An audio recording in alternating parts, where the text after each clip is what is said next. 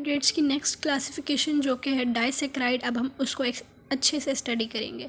Disaccharides वो carbohydrates होते हैं कि जब हम उनको हाइड्रोलाइज करते हैं तो 2 मोनोसैकेराइड के सब यूनिट्स वो रिलीज़ करते हैं, या हम ये भी कह सकते हैं कि 2 मोनोसैकेराइड के सब यूनिट्स को जब हम ज्वाइन करते हैं बाय ग्लाइकोसाइडिक बॉन्ड्स तो डाइसैकेराइड्स बनते हैं। डाइसैकेराइड्स क्रिस्टलाइन इन नेचर होते हैं, वाटर सोलूबल होते हैं और स्वीट इन टेस्ट होते हैं। डाइसैकेराइड्स 2 तरह के होते हैं, एक होते हैं रिड्यूसिंग और एक होते हैं नॉन रिड्यूसिंग। रिड्यूसिंग वो होते हैं डाइसैकेराइड्स जिनके पास फ्री एल्डिहाइड या free ketone group functional group मौजूद हो, for example maltose and lactose. और नॉन रिड्यूसिंग वो होते हैं डाइसैकेराइड्स जिनके पास फ्री एल्डिहाइड या फ्री कीटोन ग्रुप मौजूद ना हो, जैसे सुक्रोज है उसके पास ना तो फ्री एल्डिहाइड होता है ना फ्री कीटोन होता है, क्योंकि सुक्रोज के अंदर जो ग्लाइकोसाइडिक बॉन्ड होता है वो ऐसे 2 पोजीशंस पे लगता है कि कोई भी एल्डिहाइड या कीटोन नहीं बचता। हमने पढ़ा था कि ओज़ोजोन्स क्रिस्टल सिर्फ तब बनते हैं जब शुगर रिड्यूसिंग हो, तो ये जो माल्टोज लैक्टोज हैं ये क्रिस्टल्स बनाएंगे और सुक्रोज नहीं बनाएगा। डाइसैकेराइड्स की कुछ एग्जांपल्स को हम स्टडी करेंगे, जैसे माल्टोज, सुक्रोज और लैक्टोज है। सबसे पहले हम माल्टोज को देखते हैं। माल्टोज जो है वो मिल्क के बना होता है दो जो है वो अल्फ़ा डी ग्लूकोज से। अल्फ़ा का मतलब है कि एनोमेरिक कार्बन में जो है वो OH जो है वो डिफरेंट पोजीशन पे लगा हुआ होगा। डी का मतलब है कि जो है वो पेन अल्टीमेट कार्बन पे OH ग्रुप राइट साइड पे लगा हुआ होगा, और ग्लूकोज। तो जब 2 अल्फ़ा डी ग्लूकोज मिलते हैं तो फिर जो है वो माल्टोज बनता है। इनमें ग्लाइकोसाइडिक बॉन्ड होता है अल्फ़ा 1,4 ग्लाइकोसाइडिक बॉन्ड। ये 2 ग्लूकोज का स्ट्रक्चर है। अल्फ़ा डी ग्लूकोज ये भी है और ये भी अल्फ़ा डी ग्लूकोज है। कार्बन नंबर 1 पे पहले वाले ग्लूकोज का और कार्बन नंबर 4 दूसरे वाले ग्लूकोज का जब कंबाइन करेंगे अल्फ़ा ग्लाइकोसाइडिक बॉन्ड के थ्रू तो हमारे पास माल्टोज बनेगा। बॉन्ड जो है वो 2 तरह के होते हैं, एक होते हैं अल्फ़ा ग्लाइकोसाइडिक बॉन्ड्स और एक होते हैं बीटा ग्लाइकोसाइडिक बॉन्ड्स। अगर जो है वो पहला वाला जो हमारे पास कंपाउंड होता है वो अल्फ़ा एनोमर हो तो ग्लाइकोसाइडिक बॉन्ड जो है वो अल्फ़ा कहलाता है, अल्फ़ा ग्लाइकोसाइडिक बॉन्ड कराता है। और जैसे लैक्टोज के अंदर जो पहला वाला हमारे पास कंपाउंड है वो बीटा एनोमर है, तो जो बॉन्ड बनेगा वो भी जो है वो एन शेप होगा और जो है उसको हम कहेंगे कि ये बीटा ग्लाइकोसाइडिक बॉन्ड है। अब अगर हम माल्टोज के स्ट्रक्चर में देखें तो कार्बन नंबर 1 ग्लूकोज का फ्री है। कार्बन नंबर 1 दूसरे वाले जो कंपाउंड है, दूसरा वाला ग्लूकोज है, उसका कार्बन नंबर 1 के ऊपर जो एल्डिहाइड ग्रुप है उसके ऊपर कोई भी अदर कंपाउंड ज्वाइन नहीं हुआ, तो ये रिड्यूसिंग शुगर है।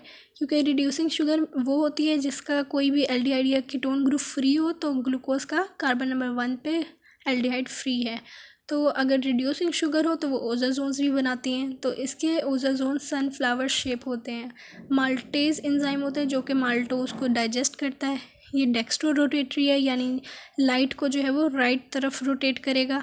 कॉमन नेम इसका माल्ट शुगर है और ये स्वीट होती है टेस्ट में।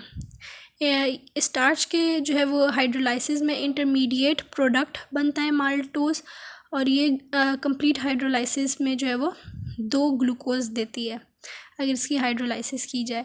माल्टोज से सिमिलर कुछ कंपाउंड्स होते हैं जैसे आइसोमाल्टोज। इसमें आइसोमाल्टोज का जो स्ट्रक्चर होता है उसमें अल्फ़ा 1,6 ग्लाइकोसाइडिक लिंकेज होता है।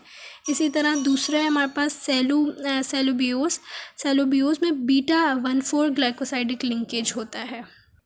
नेक्स्ट है सुक्रोज। सुक्रोज जो है वो बनता है जब अल्फ़ा डी ग्लूकोज और बीटा डी फ्रुक्टोज दोनों कंबाइन करते हैं बाय अल्फ़ा 1,2 ग्लाइकोसाइडिक बॉन्ड के थ्रू।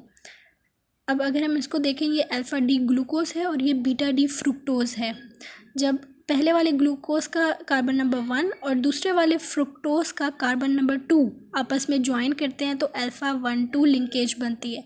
फ्रुक्टोज का जो है वो एनोमेरिक कार्बन होता है C2, क्योंकि कीटोन जो एल्डिहाइड होता जो कीटोन मोनोसेक्राइड होता है जिसके अंदर कीटोन ग्रुप मौजूद हो तो उसका एनोमेरिक कार्बन C2 होता है, और एल्डिहाइड वाला जो मोनोसेक्राइड होता है उसका एनोमेरिक कार्बन C1 होता है।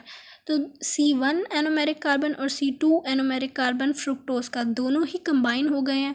कोई भी हमारे पास जो है वो फ्री फंक्शनल ग्रुप नहीं बचा, तो इसलिए ये नॉन रिड्यूसिंग शुगर है। कीटोन का फंक्शनल ग्रुप जो है वो कार्बन नंबर 2 के ऊपर मौजूद होता है, जबकि एल्डिहाइड का फंक्शनल ग्रुप कार्बन नंबर 1 पे होता है। तो दोनों ज्वाइन कर गए हैं, कोई एल्डिहाइड या कीटोन ग्रुप फ्री नहीं है, तो ये नॉन रिड्यूसिंग शुगर है, इसलिए ओज़ोजोन्स क्रिस्टल्स भी नहीं बनेंगे। सुक्रेज एंजाइम होता है और इसको इन्वर्टेज भी कहते हैं, जो कि इंटेस्टाइनल जूस में मौजूद होता है और वो सुक्रोज की डाइजेशन करता है, उसको ब्रेक डाउन करता है। डेक्स्ट्रो रोटेटरी होता है ये, इसका कॉमन नेम है ऑर्डिनरी टेबल शुगर, यानी जो हम नॉर्मली शुगर यूज़ करते हैं उसके अंदर सुक्रोज होती है। केन शुगर में जो है वो मौजूद होती है सुक्रोज, और ये ग्लूकोज से ज़्यादा मीठी होती है और फ्रुक्टोज से जो है वो कम मीठी होती है। इसको हम इंडस्ट्री के अंदर यूज़ करते हैं एज अ स्वीटनिंग एजेंट। ये टैबलेट्स सिरप्स में भी जो है वो यूज़ होती है।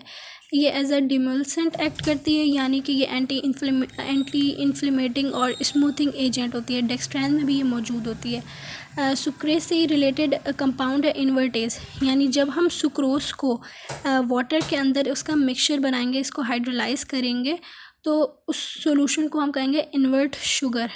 इन्वर्ट शुगर के अंदर दोनों चीज़ें मौजूद होती हैं, फ्रुक्टोज भी और ग्लूकोज भी, क्योंकि सुक्रोज जब वाटर में डालेंगे तो वो टूट जाएगा फ्रुक्टोज और ग्लूकोज में। इन्वर्ट शुगर जो है वो लीवर रोटेटरी होता है, जबकि जो हमारे पास सुक्रोज होता है वो हमारे पास होता है डेक्स्ट्रो रोटेटरी। तो इन्वर्ट शुगर और सुक्रोज के अंदर डिफरेंस भी आ जाता है। इन्वर्ट शुगर रिड्यूसिंग है, जबकि जो सुक्रोज है वो नॉन रिड्यूसिंग शुगर होती है। इन्वर्ट शुगर इसलिए रिड्यूसिंग होती है क्योंकि जब हमने सुक्रोज को वाटर में मिक्स किया है और फ्रुक्टोज और ग्लूकोज बन गया है, तो फ्रुक्टोज और ग्लूकोज दोनों के पास जो है वो फ्री फंक्शनल ग्रुप मौजूद होगा। ये फर्दर डाइजेस्ट नहीं हो सकती क्योंकि ये ऑलरेडी जो है वो हाइड्रोलाइज्ड स्टेट में होती है। बीज हनी में जो है वो इन्वर्ट शुगर होती है। नेक्स्ट है हमारे पास लैक्टोज। लैक्टोज तब बनता है जब बीटा डी गैलेक्टोज और बीटा डी ग्लूकोज जो है वो कंबाइन करते हैं बाय बीटा 1,4 ग्लाइकोसाइडिक बॉन्ड। ये हमारे पास बीटा डी गैलेक्टोज है और ये बीटा डी ग्लूकोज है। बीटा डी गैलेक्टोज का कार्बन नंबर 1 जो है वो बीटा डी ग्लूकोज के कार्बन नंबर 4 के साथ ज्वाइन कर जाएगा, तो हमारे पास बीटा 1,4 ग्लाइकोसाइडिक लिंकेज बन जाएगी। अगर हम देखें इस वाले ग्लूकोज का कार्बन नंबर 1 जिसके ऊपर एल्डिहाइड ग्रुप लगा हुआ होता है फ्री है, इसलिए ये रिड्यूसिंग शुगर है, क्योंकि इसका जो है वो एक फंक्शनल ग्रुप फ्री है। और अगर फ्री हो और रिड्यूसिंग शुगर हो तो ओज़ोन क्रिस्टल्स भी बनते हैं, तो इसके जो क्रिस्टल्स होते हैं वो पाउडर पफ जैसे होते हैं या हॉग शेप्ड होती है उनकी। लैक्टेज एंजाइम होता है इंटेस्टाइनल जूस के अंदर, जो कि लैक्टोज को डाइजेस्ट करता है। लैक्टोज जो है वो डेक्स्ट्रो रोटेटरी होता है।